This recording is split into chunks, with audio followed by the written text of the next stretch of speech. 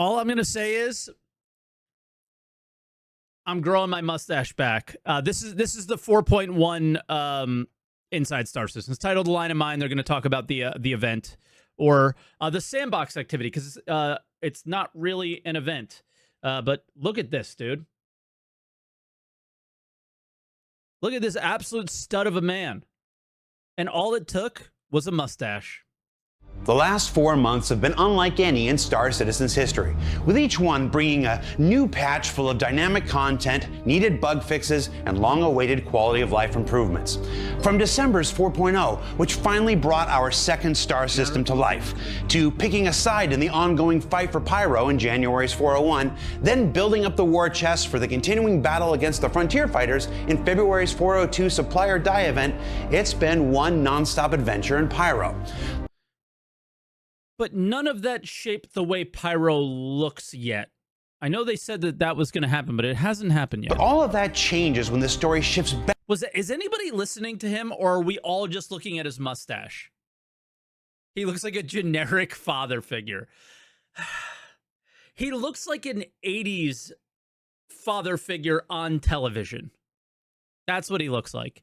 He looks like an 80s, like early 90s TV dad. You know what I mean? Back to the Stanton system in Alpha 4.1, yeah. With the introduction of new threats, new friends, and new opportunities for action, adventure, and acquisition. At 4.1, we're actually going to be introducing what we've been calling internally as sort of our B story. In a nutshell, the regen technology, which to this point has basically been allowing people. So the B story is the regen technology. Are the Rayari missions part of the story? They are not in any priority tab or whatever in the PTU.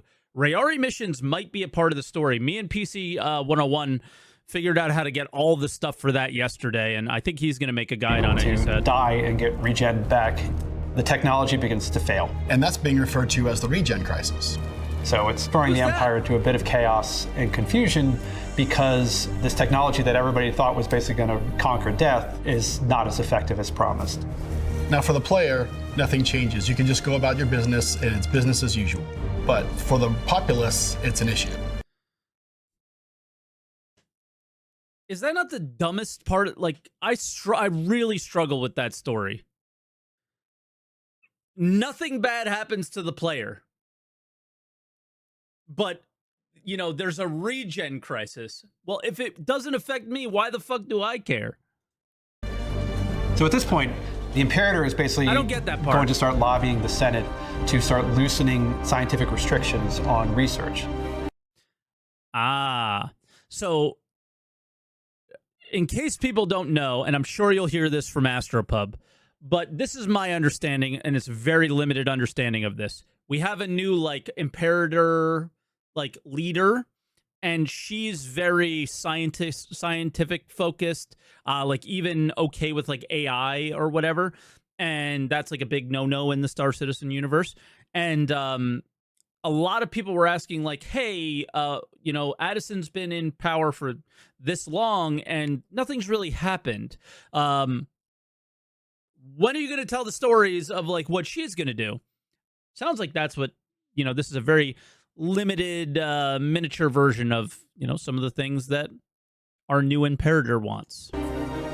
One company, Rayari, has put the call out to the population to try to find these sort of very rare minerals to basically bring to their outpost to help fuel their research to help resolve the crisis. And the way you get... Oh. Did you see what I saw? That is our org paint from now on. Everybody is required to buy that paint. No, I'm just kidding. But oh my God, it's beautiful. Yep, that's my paint. Fuel their research to help resolve the crisis. And the way you get those brand new materials is the Align and Mine. That got leaked. I never saw that, and that's why I don't like leaks. That was awesome, right? I got the moment of like, whoa, that's cool. Maybe those are those the rewards? Or do we have to buy them? Because if those are the rewards, oh my God, I'm in. Does it say any, like, company on it? No, it's just colors. Okay. The crisis. And the way you get those brand new materials is the Align and Mine sandbox activity. I hope Max is here to talk about this, because he put so much work into it.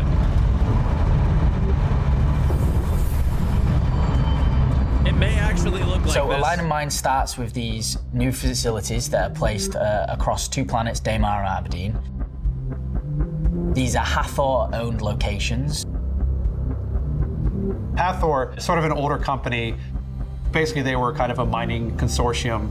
But as the years were going on, they were doing worse and worse and worse. And so the idea... I hope they say it. This is a 13-minute episode. If they don't, I'm just going to say it now.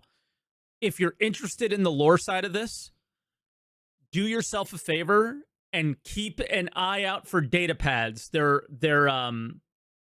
I think like whitish on the outside, and they have orange text, like bright orange text. Okay, so that's what you're looking for. I'm not going to spoil anything that I've read. Go and figure it out yourself. It's pretty cool. You don't need the data pads to do the missions. Stanton was relatively recently discovered, stuff. and the facilities that Hathor built here were basically their last gasp. They The don't log purpose in of your these journal. facilities was so Hathor could communicate and you can bring align them with with the you. orbital platform above them. They went all in on building these facilities in the hopes that it would yield enough minables and minerals that it would keep the company alive. Sadly, they were sort of mistaken, and the company folded. And now that there's a renewed interest in the minerals that they used to mine there, people are going there and trying to get the facilities up and running again. At each of these Hathor locations, there's an alignment dish. And the players have to go around and try to find out how to align the dish towards the satellite. So while these mining facilities have been abandoned, they are by no means vacant. If you guys haven't done this yet, like, I feel like they absolutely nailed the puzzle stuff when it comes to this. I think it's so good. While you're at the PAFs, you will be contending with Ninetails. Ninetails are just kind of the scavengers, the bad guys. They go everywhere, they just want loot, they want to get rich. They're just here to basically strip and clean what's left of these defunct stations. Maybe Yeah, set they're up not- a camp or two and hold it as a sort of strategical point. It's essential that the player So in case you haven't seen it, this is Max, Younger Games in chat, who's been talking a lot, and we're trying to help him with as best we could with the mission. But search the area as much as I can. I can't stress that enough. if you guys have been watching the streams lately, Once you've managed to find he's been bouncing around to streams trying to figure everything out, to get this going. And it, in the last couple PTUs, it seems like it's good. I think Max needs a mustache all too. I three think everyone facilities does. and align them with the orbital platform, you need to collect the power banks that they've left behind on the surface. Now with the PAFs all activated, it's time to get in your ship. Bro, do not use a Atlas to do that. Please do not. Just get the 19,000 max lift tractor beam and run your ass in the ship. And What are head you up to the doing? orbital laser platform. Be careful, because there might be some certain Ninetail lieutenants kind of roaming around. It'll be pretty tough to get in there and to get it going. The power banks that you would have obtained at the platform alignment facilities need to be inserted into their slots at the orbital laser platform. Players can head inside, fighting through, again, more Ninetails while they try to get to this terminal in the middle. Hey, there's Max in chat. That will charge the laser, and players should see a really Max, we all think you need a mustache. cool effect in their environment To to match Jared. signify that this laser is ready to be fired. So once you've armed the laser and it begins its sort of initiation sequence, you then have to go back down to the surface. Oh, shit. I've never seen it fire from up top yet. Is that what it looks like inside? Oh, that's sick. Near where the impact is going to be, you'll be able to see this because it will be a crater. There will be a bunker nearby. This bunker... You know what I love? I have so much fucking respect for Jared and the entire team right now. they showed nothing of the laser firing. They didn't show the best part, so you can see it for yourself. That is cool. I hope.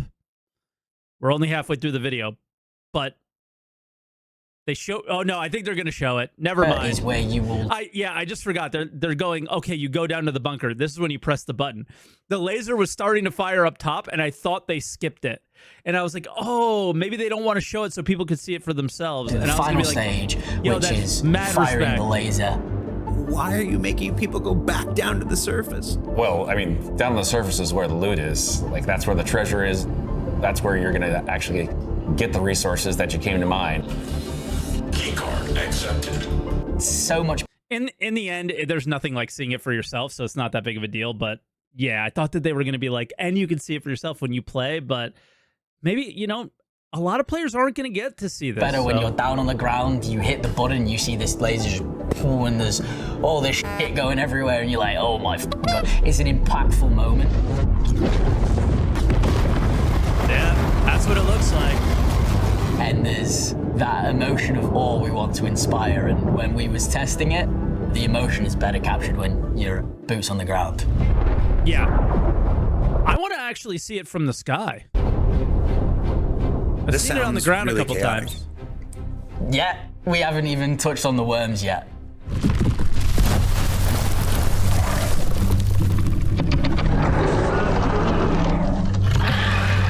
There's a reason why Hathor abandoned these facilities. There's some local fauna that's not too happy when the ground gets disturbed. So make sure you're prepared. So we've been working on the Valakar for a while now, and we're really excited to finish The worms don't do anything? Oh, yeah, they do. Every hit, 10% of your damage. Bop, bop, bop, bop, bop. And I think they do injure you. off that boss fight and bring it to everybody as soon as possible. But in the process of developing it, we've also got some smaller Valakar. Valakar are a tremendously invasive species. Basically, once they kind of get into an area, they kind of propagate rather quickly and can become a very dangerous presence. Fighting a juvenile is fairly similar to the adults on a much smaller scale. Because they come up from the ground. Is juvenile the smallest, then adult, and then it's like the big one? Is there both? Because they both look exactly the same. Okay. Because I was about to say, like, you just shoot at the thing, it doesn't really do anything. Submerged, they can surprise the player Does some in damage. the way that they come up behind them or can attack them from areas where Is there both juvenile and adult in the game? I feel like they all look exactly the same. I think we just have juvenile, right? they don't expect. The Valakar will also fight the other Ninetales at other locations Oh, yeah, if okay, you've good, managed to find a way to let them be in each other's presence. So it's going to be you against other players, against other Ninetales, against other worms? Yeah, real Mexican standoff. And that's what people are, like, annoyed by, I guess, is they don't like the PvP aspect of it. I get it. So when the lasers finish firing, it will have mined into the surface of this planet, which will reveal a Why is the Geo walking cave when network. it can fly? Inside this cave are 3 new mineable types. It's a fight Yeah, they're letting you know that there's Valakar in the cave now, too. for so whoever can get be the careful. goods out of that cave as fast as possible and as safely as possible. We are in Stanton, so if you're gonna fight some other players, beware of crime stats. Then you get to choose, do you want some interesting random loot from the collector, or do you want to just get credits? Let's help the human race. Let's help the human race. Yeah. So he's kind of letting you know there that whatever you do, you're not actually taking part in any story of the game whatsoever. I think by saying that, right? So you have 2 choices here. You turn all this stuff in for Wicklow favor or, you know, rewards or whatever, or you go to Rayari. I don't know if you guys have seen the Rayari missions. Only some of the Rayari missions are giving you money for the items inside the event. Now, what I'm curious about is, do those skins come from Rayari? If those skins come from Rayari, I know whose side I'm on. I'm a what is it? A xenophile or whatever, Then I know what side I'm on. But I'm going straight to Rayari. But if it's not, it's whatever.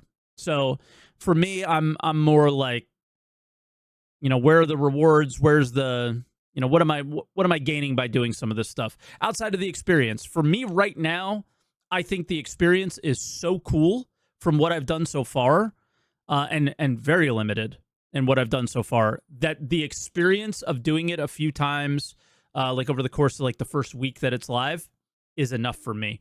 But the if there's any extra rewards like those skins on there, then I'm in. But help I'm the sure human those race skins are on the and make website. some bank. While this is happening, Dance System actually has an exciting new resident. We've introduced our first Banu. His name is Wicklow.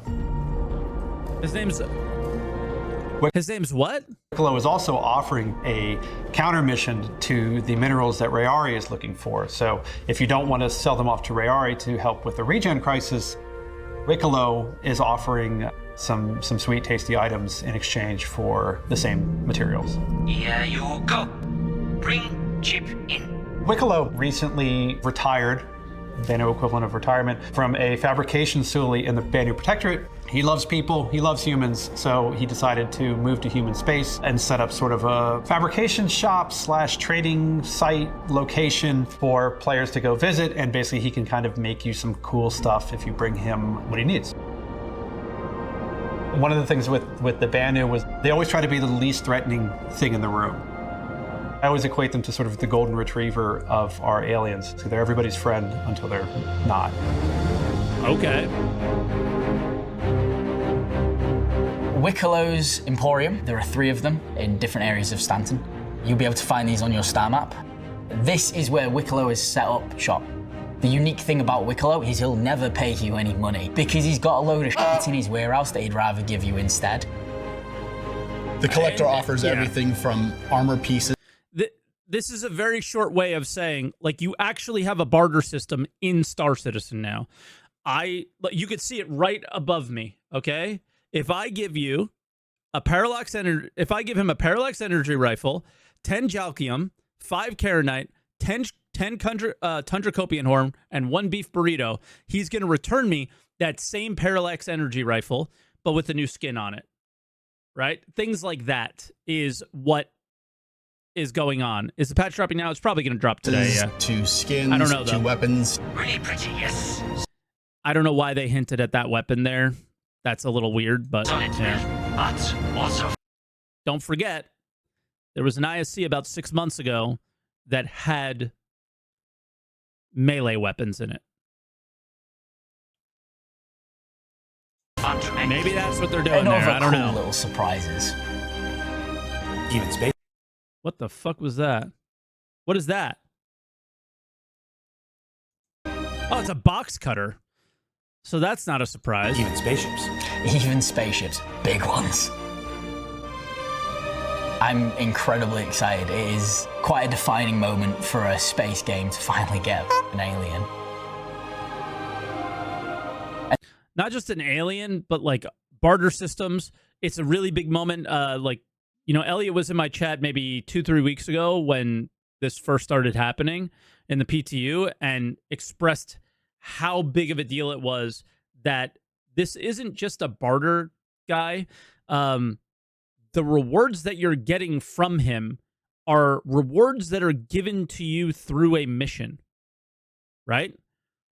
This isn't, hey, I got X amount of points, and now on your hangar in on the website, are you allocated some ship skin? This is an actual reward after completing a mission, right? This is the first time that ever really was a thing. So, like, all through the game, which is And the Big best deal. thing about Wicklow is, as we keep moving and building out this universe, his presence will stay. You will keep needing to interact Nice. with him. He'll keep needing random things from you. So you better make good friends with him. Yeah, that's cool. Hopefully, they keep building out what he needs, because just doing mostly Hathor stuff to get the rewards from him, not going to be a great experience long term. But the more like random ass crap, ammo clips or magazines or whatever, just returning your trash or stuff you don't want or stuff you're finding around the game, salvage stuff, and then getting things in return for it is going to be really great. Outside.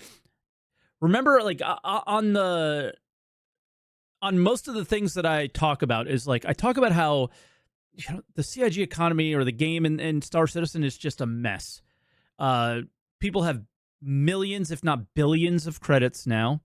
There's probably well over 1 trillion or more credits floating around. Money doesn't matter in this game anymore, right? I could just go to a friend. I did it today. I was like, hey, can I have 2 million? Like that. That's nothing. It shouldn't be nothing, because that's a whole ship, right? So it's it's interesting. 4.1, we're finally able to deliver some content that we've been working on for a while. I think that the experience of the whole thing is really cool, and I think that it's a really, really big step forward for us on the mission design team, making content for the future, that we are able to create events that use mission logic but don't require missions. Ah, cool, okay. It's fun to be able to kind of like explore a little bit and not just have everything kind of spoon-fed to you. And it also mixes a little bit of everything, right? We have the Use mission logic but doesn't require missions is really, yeah. That's why they call it a sandbox activity, because you're not actually getting anything in your mobiGlass for it. Sick. Okay. PS, and we have a little bit of ship combat up by the orbital platform, and of course even creature fighting. So it's got a nice spectrum of things that you can do. I like the fact that we're building more of the story out of what Meaning it's going to break? Well, I mean, this guy's involved in it, so of course it's going to break. this world is, how the universe is created, how these companies have operated in it, and giving you more fun sandbox things to do that require you to be the explorer that you want to be in a space game.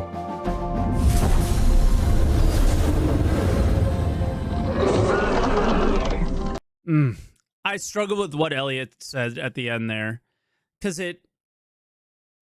it's very clearly like a very group-focused thing, but the way he's communicating is like to the individual, and I don't know how much the individual will get from this. I hope they get a lot out of it, but I don't know if they will. And with 4 patches in as many months, the introduction of a new ongoing persistent sandbox with a line in mind, the arrival of our persistent universe's first non-human character, a new system for acquiring rewards, brand new mining vehicles, and the beginning of a second ongoing narrative that's threatening the lives of NPCs everywhere.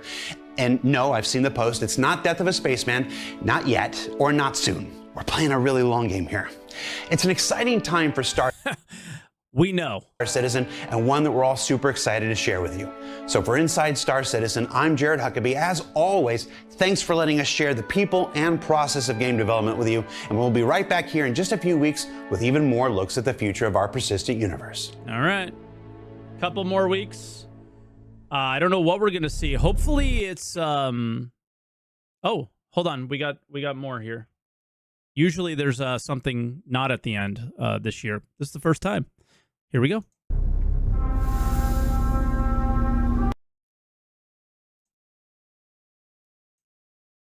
Tessa? How many of you know who this is?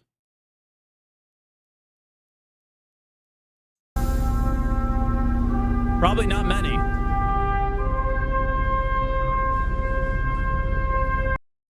Oh, that kind of sucks. I never got to see that armor. I wanted to earn it. It lights up.